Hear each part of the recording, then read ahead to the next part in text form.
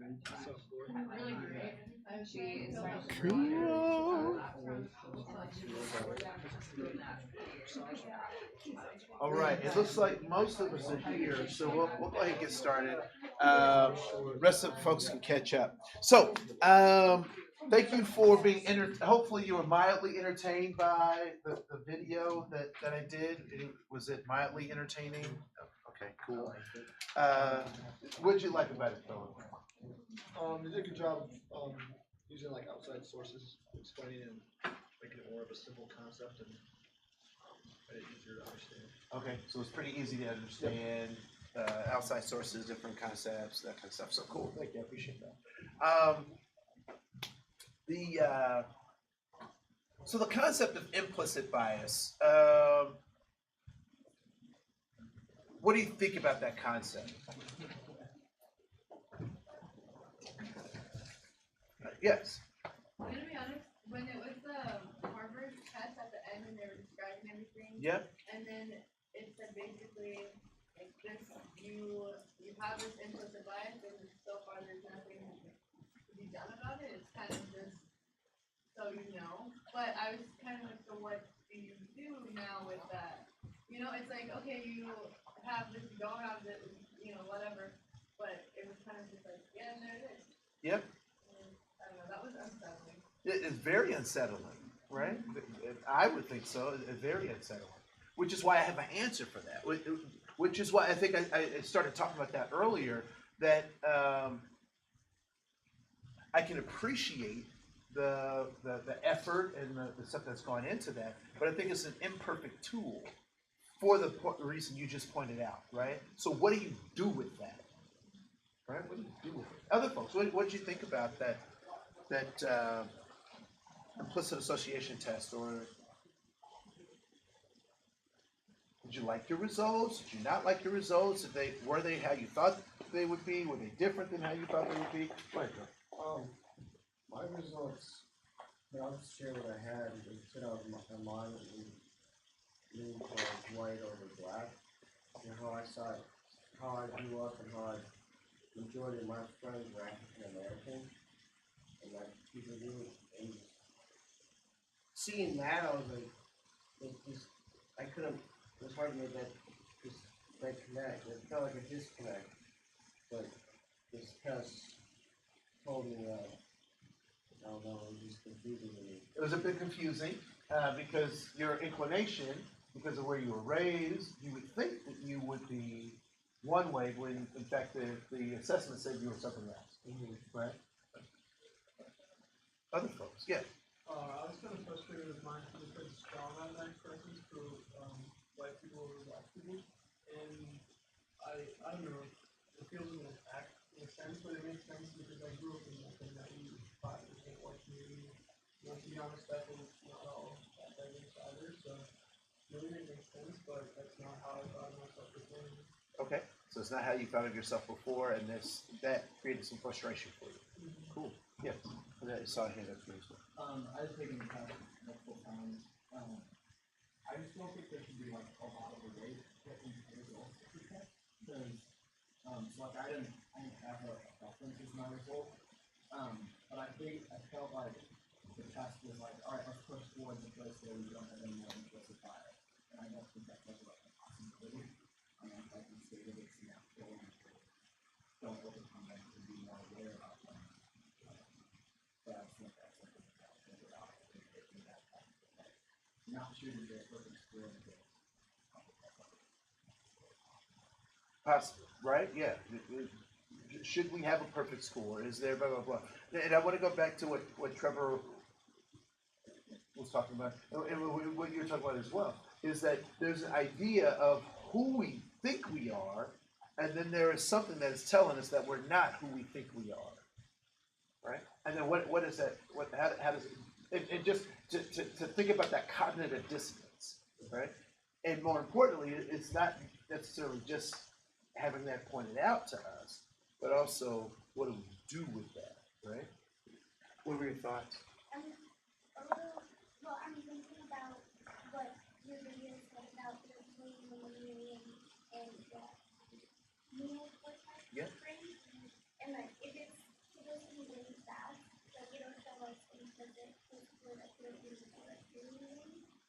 I don't know if that means like that test is still like, if that is what I would assume brain is like, to have a bias, if that maybe still matters, or maybe it doesn't matter as much because that's not our executive function, or like somewhere in the middle of that. So I'd like to learn what that means for the that other stuff about it. Yeah, yeah. So this is what we know about. All right, and again, I tried to talk about this kind of brain function in the video as succinctly as I can.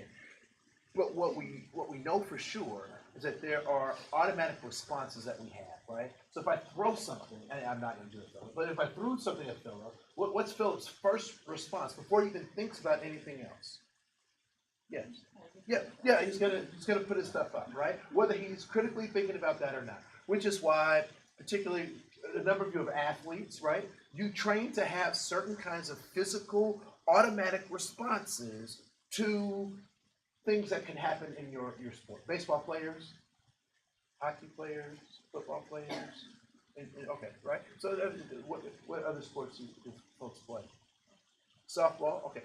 So I could never play baseball because I couldn't get over the idea that somebody's trying to hit me with something.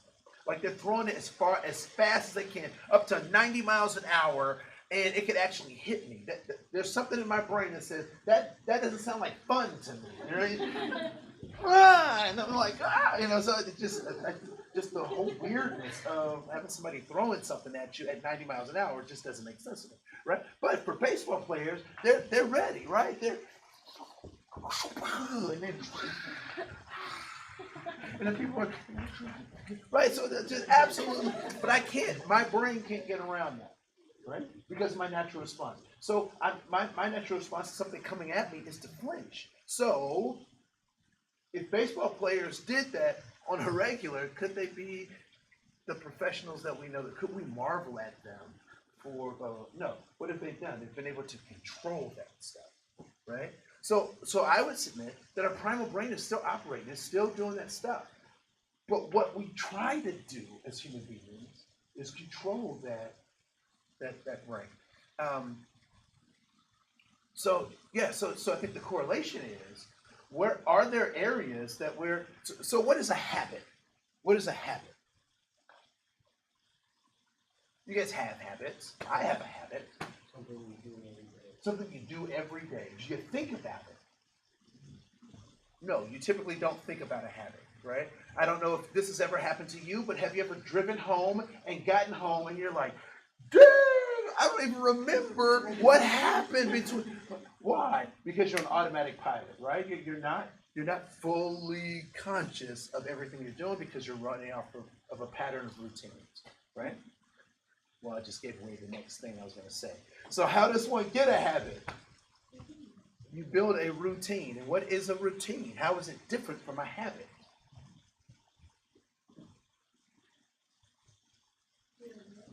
You're aware of it. What else do you do with a routine? It's calculated. It's scheduled. It's timed, right? And you keep having it calculated, you keep scheduling it, you keep doing it until what? It becomes a habit. When I was around your age, probably a little younger, I was really silly. I was silly, right? Like now I'm so serious. I'm grown now. I'm serious. But I started, my best friend and I, there was a new place in town called Applebee's. Yeah, it was the hottest place in town, right? And so we would just flock there. Everybody was going to Applebee's. Right? It's Dayton, Ohio. It's small, small city and whatnot. And so he and I, we were probably sophomores, I would say, in college. Sophomores in college? Maybe freshmen, sophomores. Maybe it was that summer. I think it was that summer between the two. But we started smoking tobacco pipes. Now, I don't know what you think about 18-year-olds now that you're not 18 any longer, but they look really young to me, right? And so I'm looking at 18-year-olds now, and I'm like, we must have looked so goofy, these 18-year-olds with these big old tobacco pipes, right? And so so it was my best friend, Dexter, and he had an older cousin who was 2 years older than us. So no, we must have been freshmen. Who was a big fraternity guy on his campus, big man, big college guy, and he was cool to us. I mean, even at 18, you're still looking at people saying, who's cool and who's not. So we wanted to be like him, and he smoked a pipe. So we were like, cool, we're gonna be like him. We gotta smoke pipes too, right? So we had these tobacco pipes. Now we would meet at Applebee's on Wednesdays. Because I didn't work that day and I didn't have class or whatever, so we'd meet that night at Applebee's, and I would forget my pipe, and Dexter would be like, "Man, where's your pipe?" And I'm like, "Oh, I didn't think about it. I didn't remember." And so, and his cousin sometimes would come and he'd have his pipe and, he's and because we thought that was cool, huh? And so, but his cousin never forgot his pipe. As a result, what do you think happened to my pipe smoking today? I don't smoke my pipe. Why? Because it wasn't part of my routine, and it didn't become a part of my habits, right? It didn't become a part of my habits. What about my friend's cousin? Guess what? Still smoking his pipe today because it was a part of his routine and it became a part of his habits, right? And so we have to recognize that those things are oftentimes connected, right? So what we consistently do and what we consistently don't do becomes a part of our habits. So, and can stimulate that mindset. And so I would submit to you that oftentimes we are looking for, here's an example that kind of expresses this. So my sister has 5 kids. Her and her husband have 5 kids. 2 of them share a birthday to the day. So they're a year apart, but they were born a year apart to the day. And it is December 26th. That's a triple threat, all right? That's horribly bad for all 3. So not only do they share a birthday with each other, they share the birthday with Jesus, right? So so all their gifts are Christmas birthday presents, all wrapped up into one, and that's not cool, because as a kid you like to get presents kind of spread out throughout the year. I don't know about you, I thought like that. Okay. At any rate, so one of her sons has he's a stutterer. He stutters, and I found it very interesting that at a young age, at the age of 3, he understood that stuttering was a problem for him, but it wasn't something he could do anything about at 3. So right around 3 or 4, he started telling jokes. Now, I don't know if you've been around 3 or 4-year-olds, and if they have a sense of humor and they start telling jokes, but what's really cute or funny about their jokes? They don't make sense at all, but they think they're the most hilarious thing in the world, so you laugh with them, and so they continue to tell these bad jokes.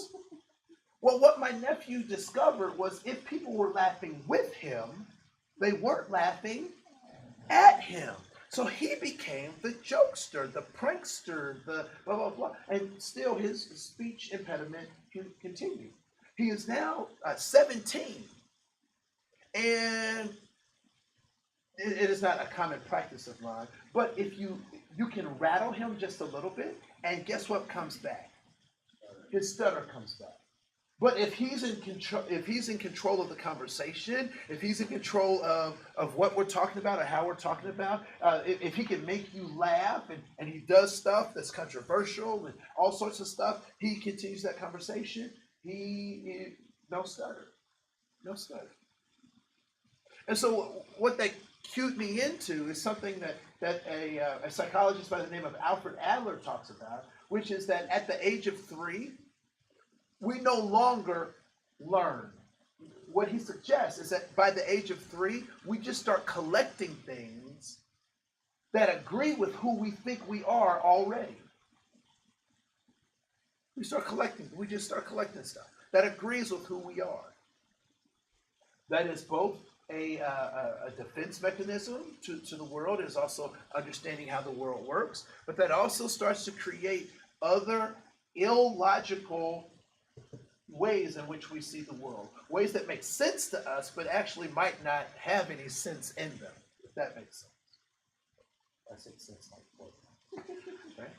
So we'll talk about that. And I think some of this racial consciousness stuff is problematic. So I believe that we have implicit bias. I believe that because of the context that we grew up in, there are things that we favor or things that we shun based on the context that we grew up with. But for me, what's more important than knowing I have an implicit bias is the follow-up question, which is what? What are you going to do about it? Right? What are you going to do about it? And so I think it's important that we have conversations about what we do about our implicit bias, more so than if we have them. Now, a game that I like to play sometimes, because sometimes I get feedback that I don't believe is necessarily accurate or true. However, I play this game for my own improvement. And the game is, what if it's true? Right? So what if it's true that even though I don't believe that I don't agree with that, but maybe it's true. So someone said once to me, I was in a presentation, and they said, "You're a misogynist." I was like, "No, I'm not. I'm not. I don't hate women, right? I don't have a hatred for women." But then I went to that place where I say I want to become better. So what if part of that is true? Then I have to look at my own life. I have to look at my own behavior. And once I'm able to be critical and looking at that behavior, I may find some areas where that might be true. Or I will be affirmed in saying, no, that's not true. And here are the reasons and the rationale why, right? So it's important for us to be a critical thinker. I believe that we all have implicit bias, that we operate with those because we come out of a context that teaches us to have this bias, right? However, the next step is, what do we do with that? And if I ignore it, just like if I had an illness and I ignored the illness, I'm not guaranteed that it'll get better if I ignore it, right? So I want to talk a little bit about some ways of thinking that we can start taking control over these things that people oftentimes say is out of our control. I can't, the boogeyman, it makes me do things, right? In the 70s, there was a show called The Flip Wilson Show, and he had an alter ego, kind of like Medea. You guys know Medea, right? So the dude that dresses up like a lady, right? So this dude dressed up like a lady too. And her name was Geraldine. And in the 70s, if you wanted to have a successful show, you had to have a catchphrase.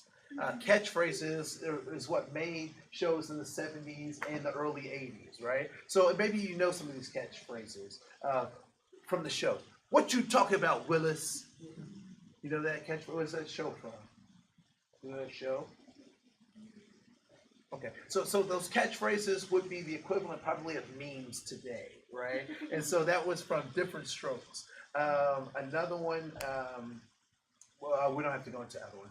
So, but her catchphrase in this particular show was, "The devil made me do it," right? So she'd get into these zany situations, and they say, "Geraldine, why'd you do that?" And she would say, "The devil made me do," in that kind of classic sassy voice, right?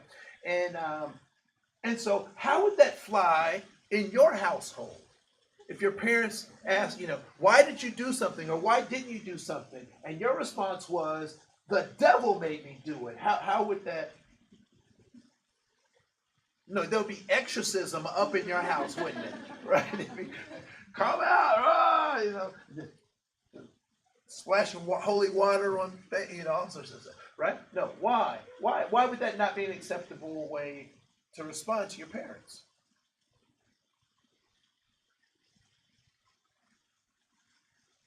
That's not a valid excuse. It's not a valid excuse, right?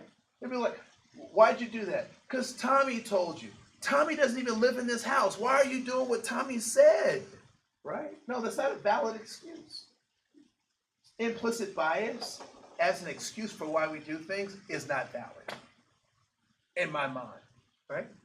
I would say racism unchecked, just because, my family's racist, blah, blah, blah, or we never talked about it, or blah, blah, blah. But that's not a valid excuse, because now you're at the age of accountability for yourself, right? So let's talk about some of these things. So there are 4 effects of a faulty paradigm. The first is the illusion of knowledge. The illusion of knowledge. So before we even start talking about the concept of illusion of knowledge, when we look at the word illusion, what primary words can we draw out of this compound word of illusion? What words can we even pull out of just looking at illusion? Ill. So first, ill meaning what? What does it mean to be ill? To be sick, right? And then what's another word that's in here? Illusion, as it refers to light, right? So when we talk about an illusion, we're talking about sick sight or sick light. So an illusion is sick light, if you will, right? If we break this word down. So when we talk about this idea of illusion of knowledge, what do you think we're going to start introducing?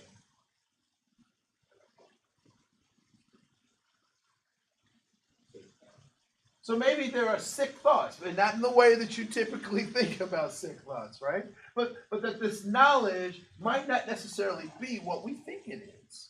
We might not know what we think we know. Example, what I want you to do is I want you to draw a bicycle. Draw a bicycle. You've either ridden or you've seen a bicycle. So I want you to draw a bicycle to the best of your ability.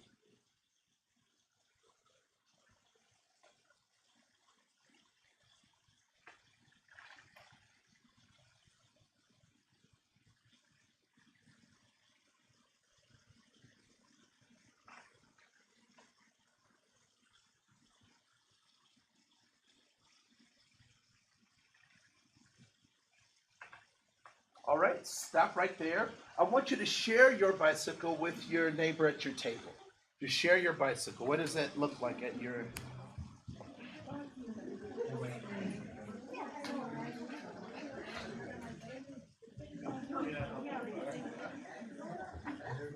Are there commonalities? Are there differences?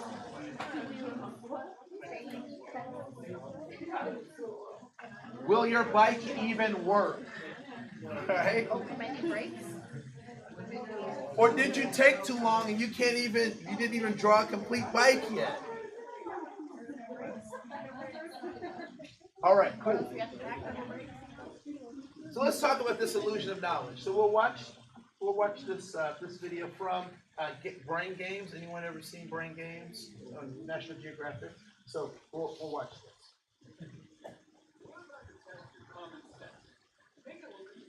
On your screen. We've got a question for you. If this bus started driving forward, which direction would it move? Left or right? Not okay, so if you saw this bus, which direction do you think it would be moving? Left or right? If it were to start progressing. Left or right? How many people say left? How many people say right? Get a 50-50 shot, folks. Take a gamble, right? All right. So we left or right. So we'll see in just a second. So obvious, isn't it? While you're struggling with this, would it surprise you to know that nearly 80% of children under the age of 10 can answer this question instantly? So, why is it so difficult? Still, most of us navigate our daily lives with relative ease. Drive your car, cook your food, use your computers, and talk on the phone like you were born to do it. But have you ever stopped to think about the things you don't know? And we're not just talking about what you did or didn't learn in the classroom. We're asking some college students the same question.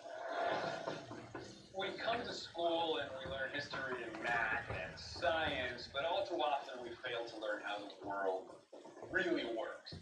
Think about the things that we take for granted, the ubiquitous things we use in our everyday lives, like cell phones, or even a zipper. As simple as a zipper looks, do you actually understand how it works? Stop for a second. Why don't you take a minute to think about it? You likely use a zipper every single day, but how does a zipper actually work? How does this simple device interlock two sets of teeth that you otherwise can't connect by hand? Harder to explain than you thought? We'll explain it in just a bit. And it's okay if you don't understand it. You don't actually need to fully understand a zipper to prevent a wardrobe malfunction like my friend over here. The truth is, we don't know how much we don't know. So let's go back to this bus. Have you figured out yet which direction it would move if it started driving forward? The answer is to the left. But why? I told you before that most kids under the age of 10 could get this right. Don't take our word. Take theirs. Which way is this bus going? That way. Why do you think that this is the front? Because the door is on the other side. This way. That way.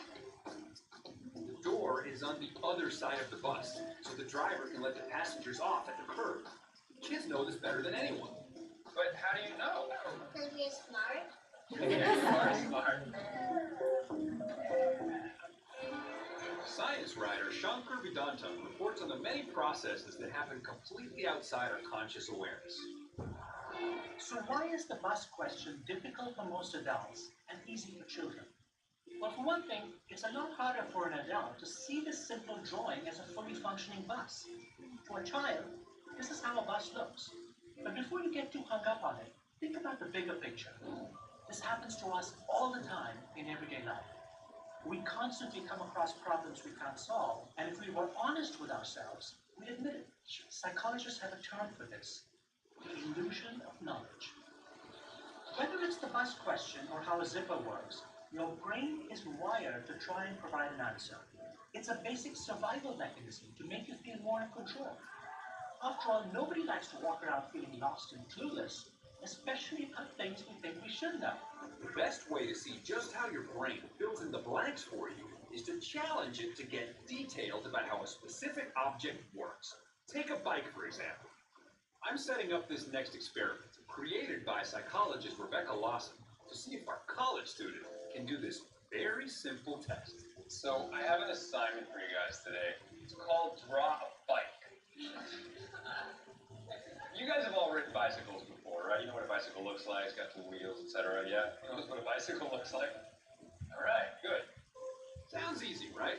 Well, let's see how you would do. Stop. Pay attention. Take a look at these 4 drawings of bicycles. Only one of them could actually work, but it's up to you to decide which one it is. Have you made your choice? Remember your answer while we see how these students did.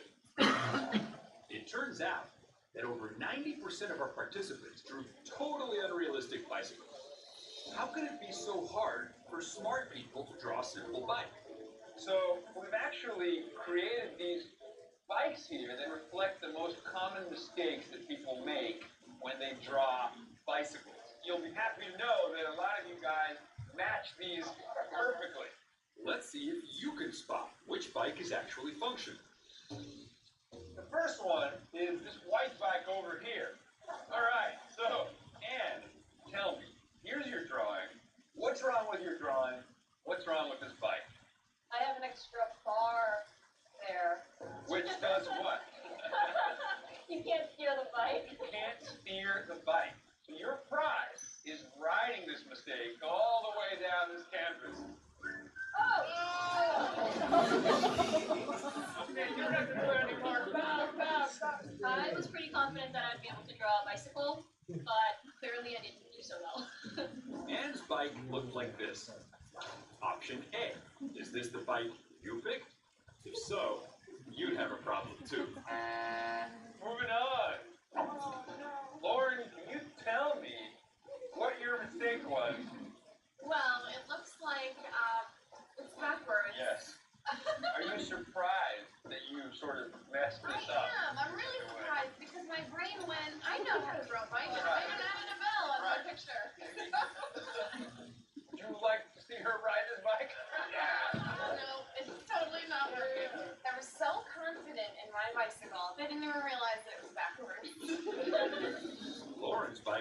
this.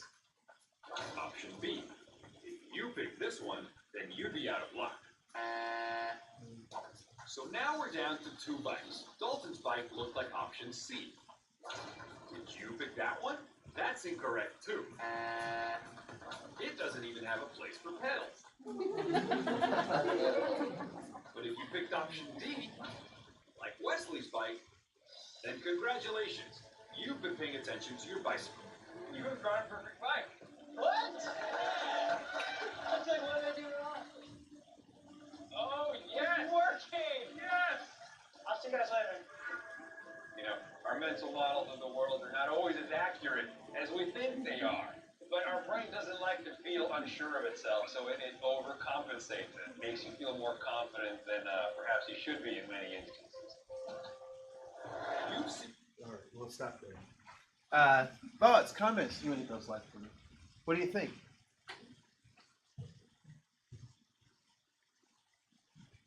Are there things that you think you know, or think you know how they work, and may in fact not be so?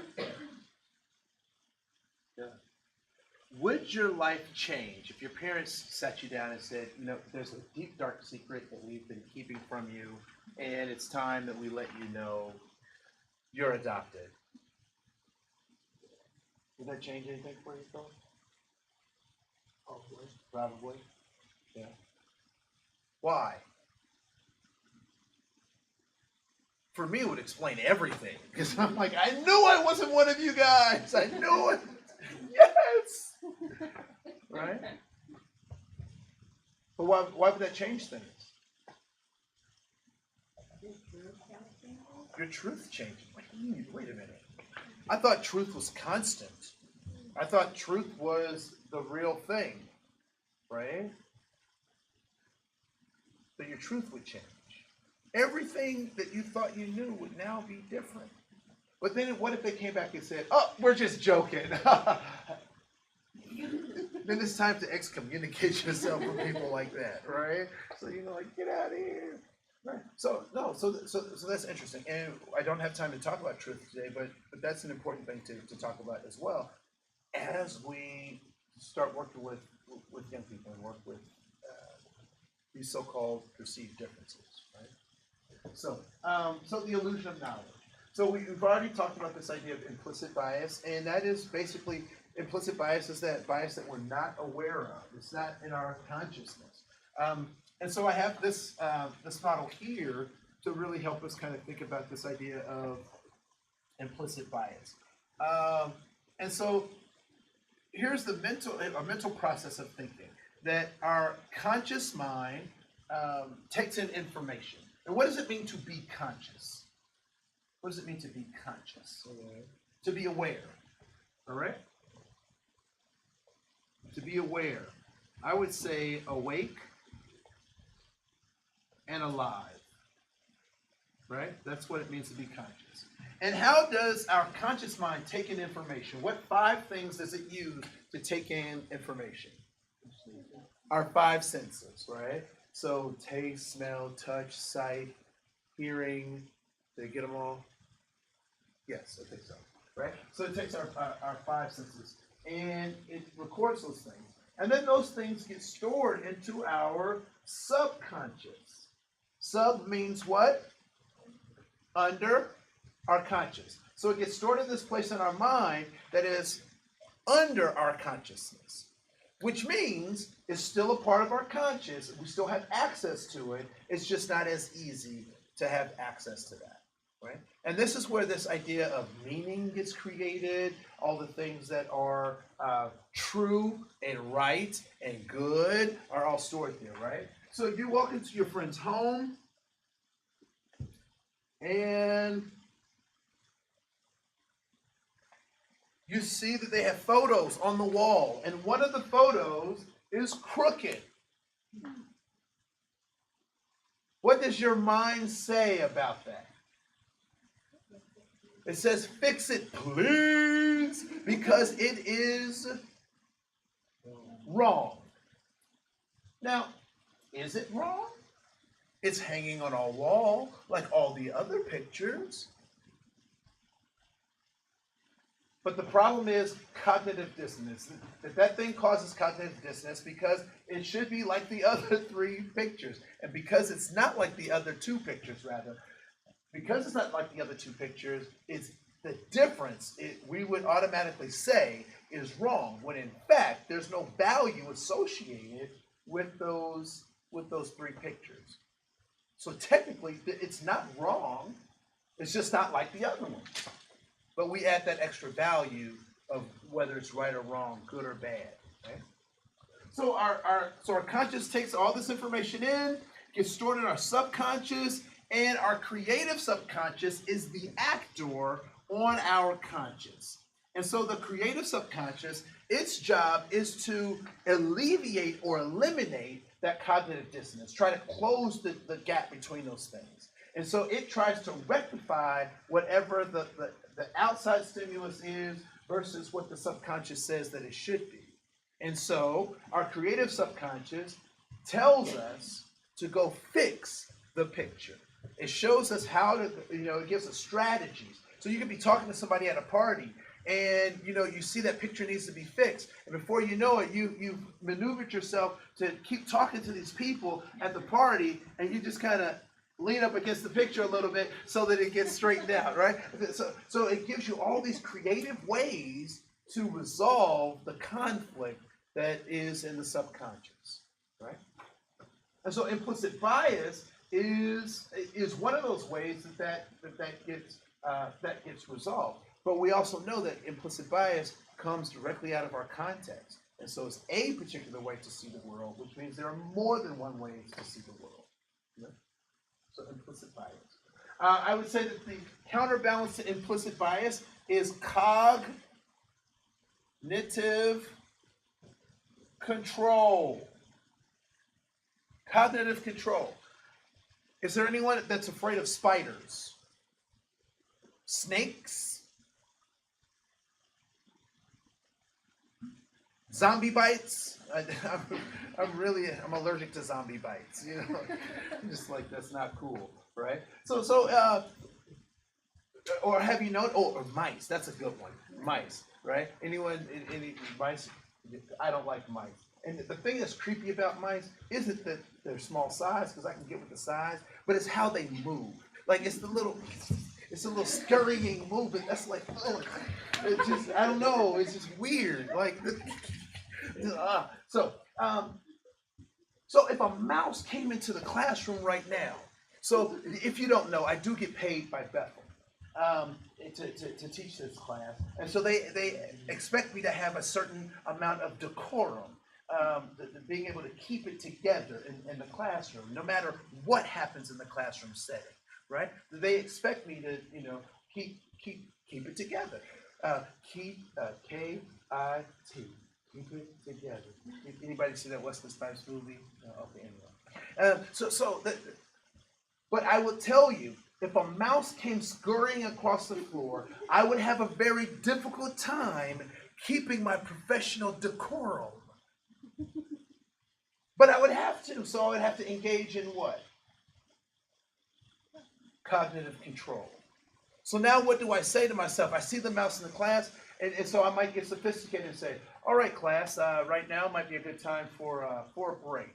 I think we're going to take a break or whatever. And then I might ask, I said, can I use that bowl just for a second? I'll be right back. Or I may say, let's all do an exercise where we just stand upon, I make it very creative because I'm in cognitive control, right? So I can't control that mouse, but I can control me. And so oftentimes we talk about implicit bias as being the boogeyman. And people say, well, I just can't control it. That's not an acceptable response. You are in control, but you have to be mindful, full of mind, not operating from your primal instincts, right? My primal instinct says what? Kill it! Get it out of here! Destroy it! Get it! But, I'm a professional, so I have to act professionally. And apparently, this is how professionals hold their hands, professional. So implicit bias. So the illusion of knowledge is that we think we know more than we actually do.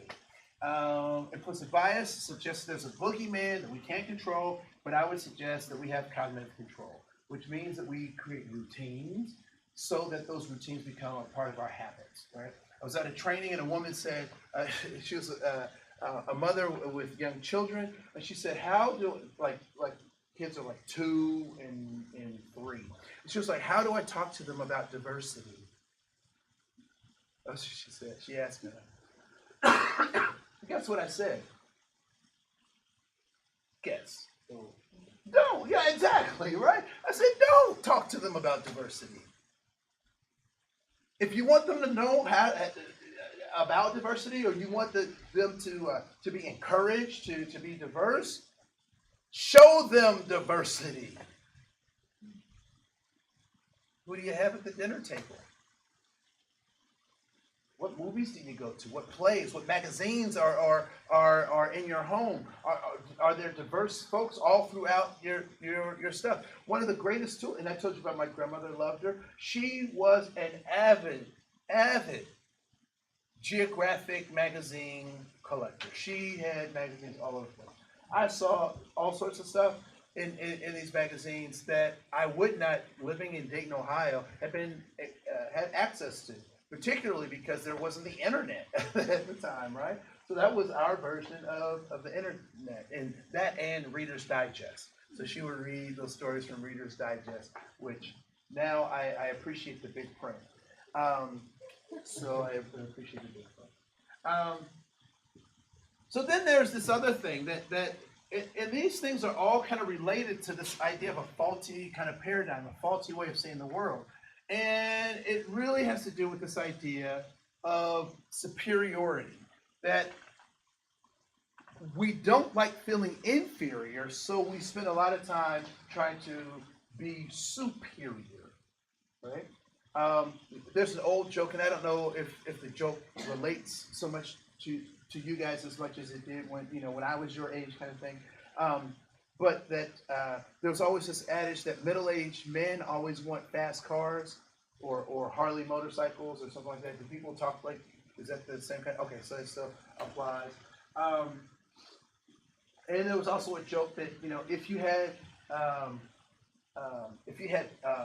to show off your wealth, or you had a fancy car or whatever, that you were actually just trying to show off because you had other things that you weren't. You didn't have prowess in, or you weren't good at doing, right? That you were overcompensating, right?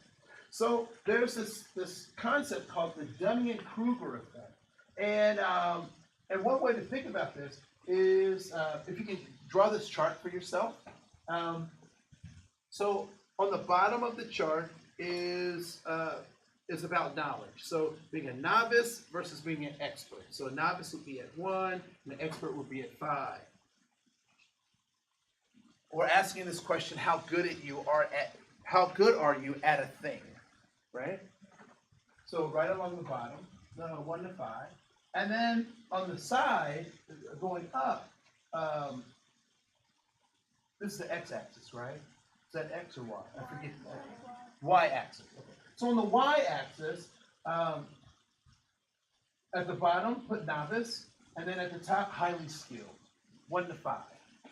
And this y-axis is really about your confidence in your ability to do or be a certain particular thing, right? So, how good are you at doing that? So we'll give 3 examples, and I want you to chart these examples for yourself. All right.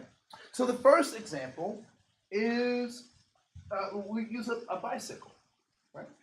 So put a star that denotes your how good you are, and the coordinate that matches how confident you are, or how skilled you are at riding a bike. So use a star to denote that.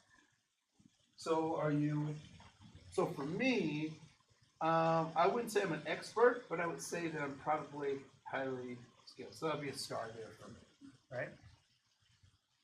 Does this make sense? Okay, so on the scale of 1 to 5 here, 1 to 5 here.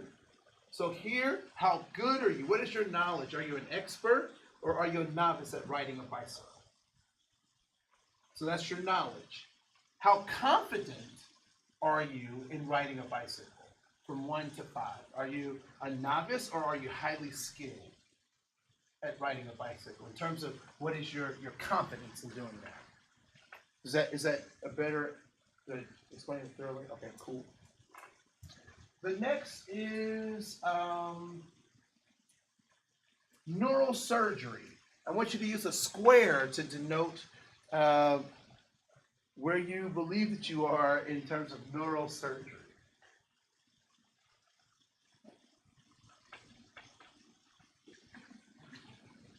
I would be like negative over here somewhere, right? I mean, like, don't ask me to do anything with neurosurgery.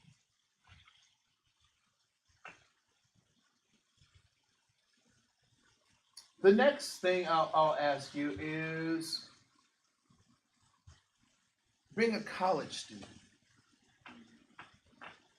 How would you assess your ability as a college student? And these examples should be pretty transparent, right? And what I'm getting at, right? Oh, I'm sorry. Use a circle. Use a circle to symbolize that. Or whatever you chose. It doesn't matter. Whatever you chose for that.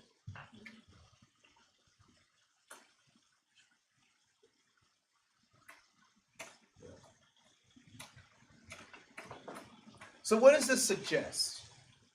What does this charting on this mapping out suggest?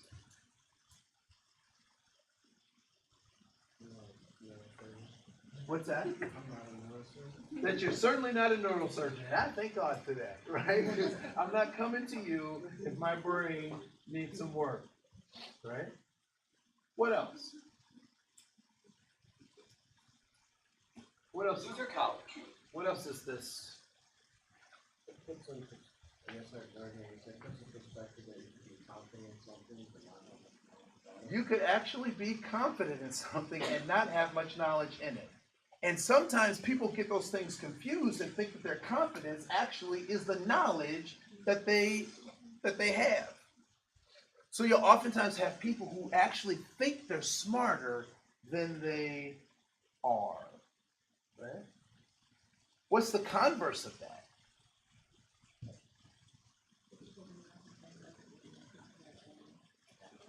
Yeah. So you could actually know something and not feel confident in doing that. Right? So we call I'll just play this video. So we call that the Located there's in two scenic effects that Decorah, are happening. Iowa, was founded in 1861 by a group of So we'll talk about both of those complexes in just a second. Are you as good at things as you think you are? How good are you at managing money? What about reading people's emotions? How healthy are you compared to other people you know? Are you better than average at grammar? Knowing how competent we are and how our skills stack up against other people's is more than a self-esteem boost. It helps us figure out when we can forge ahead on our own decisions and instincts, and when we need instead to seek out advice. But psychological research suggests that we're not very good at evaluating ourselves accurately. In fact, we frequently overestimate our own abilities. Researchers have a name for this phenomenon, the Dunning-Kruger effect. This effect explains why more than 100 studies have shown that people display illusory superiority.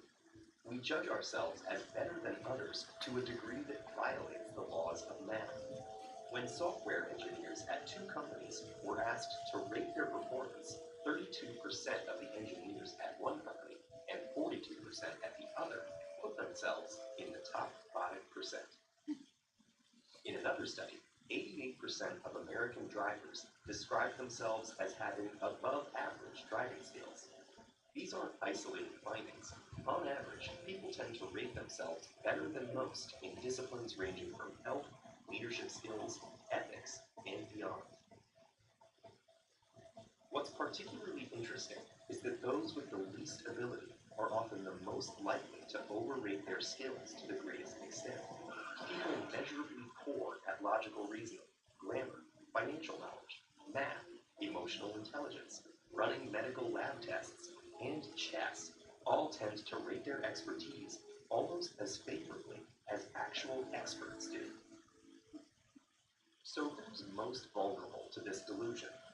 Sadly, all of us, because we all have pockets of incompetence we don't recognize. But why? When psychologists Dunning and Kruger first described the effect in 1999, they argued that people lacking knowledge and skill in particular areas suffer a double curse. First, they make mistakes and reach poor decisions. But second, those same knowledge gaps also prevent them from catching their errors. In other words, poor performers lack the very expertise needed to recognize how badly they're doing. For example, when the researchers studied participants in a college debate tournament, the bottom 25% of teams in preliminary rounds lost nearly 4 out of every 5 matches. But they thought they were winning almost 60%. Without a strong grasp of the rules of debate, the students simply couldn't recognize when or how often their arguments broke down. The Dunning-Kruger effect isn't a question of ego blinding us to our weaknesses. People usually do admit their deficits once they can spot them. In one study, students who had initially done badly on a logic quiz and then took a mini course on logic were quite willing to label their original performances as awful. That may be why people with a moderate amount of experience or expertise often have less confidence in their abilities. They know enough to know that there's a lot they don't know. Meanwhile, experts tend to be aware of just how knowledgeable they are, but they often make a different mistake. They assume that everyone else is knowledgeable too.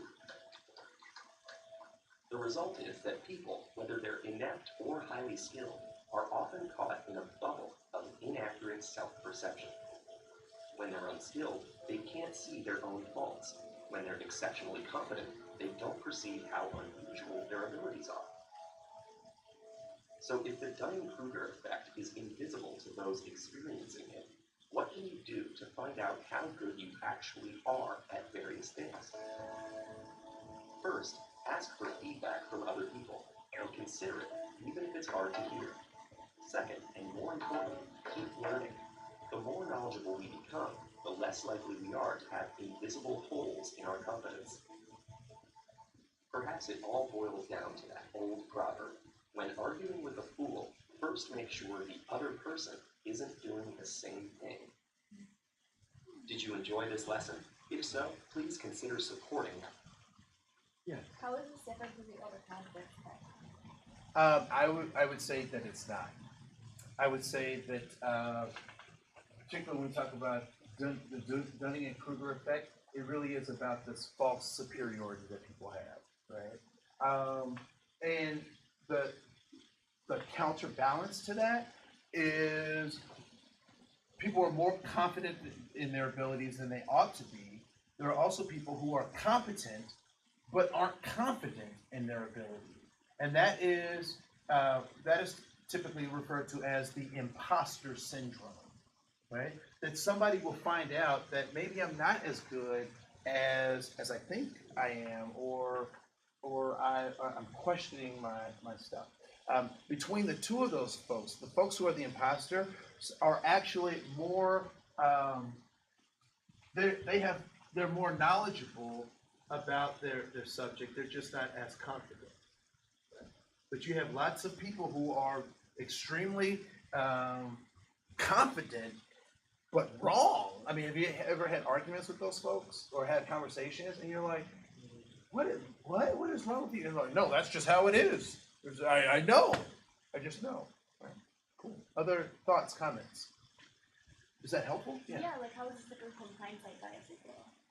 So hindsight bias is a reactionary piece. So that is so hindsight bias might be enjoyment. When do you know that you enjoy something?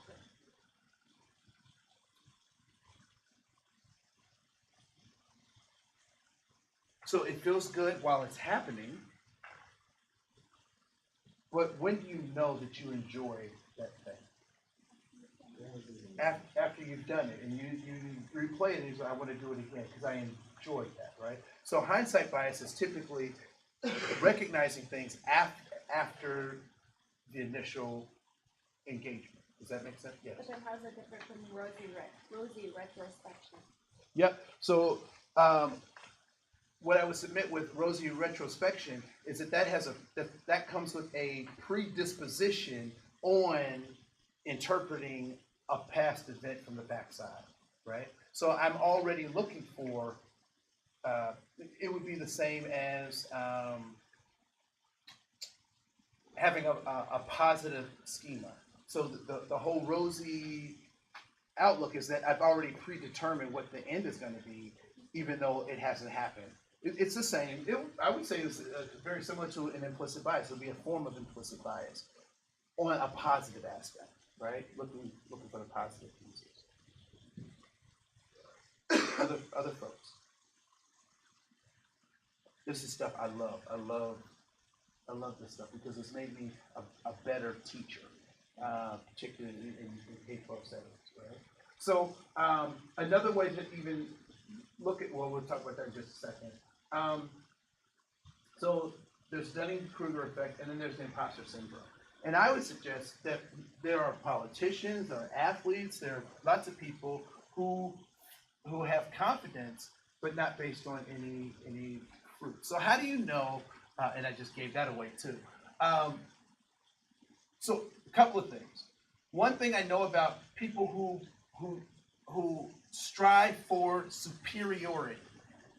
Strive for superiority. What have you noticed about those people? And why are we connecting that to the Dunning-Kruger effect?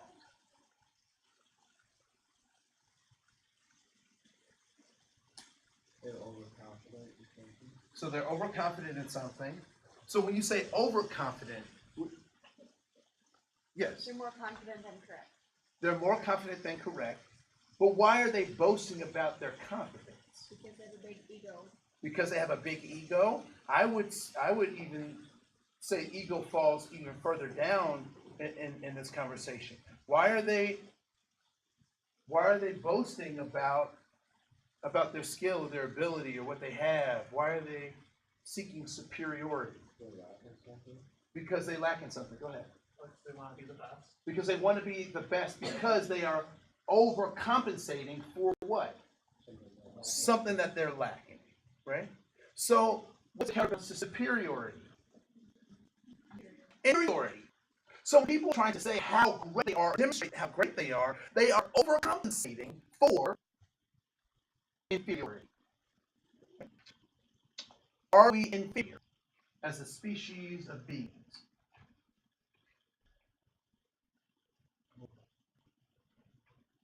Are we inferior? It's a big question, isn't it? There's lots of ways to think about that. Let's look at a couple of ways. Man versus a single man versus a single bear. Bear. Right? Tiger versus man. Tiger. Storm at sea versus man. Let's go find one more. Earthquake versus man. Man. Right? No, we're inferior. Right? In the sense that they control our arms are only so long and so big, and our hands are only so big, right? So the things we can control are relatively small compared to the universe at large, right? So that makes me feel inferior. Now, when I ask inferior, many of you, I saw it on your face, you're like, no, I'm not inferior. Why is that? Why? And I suggest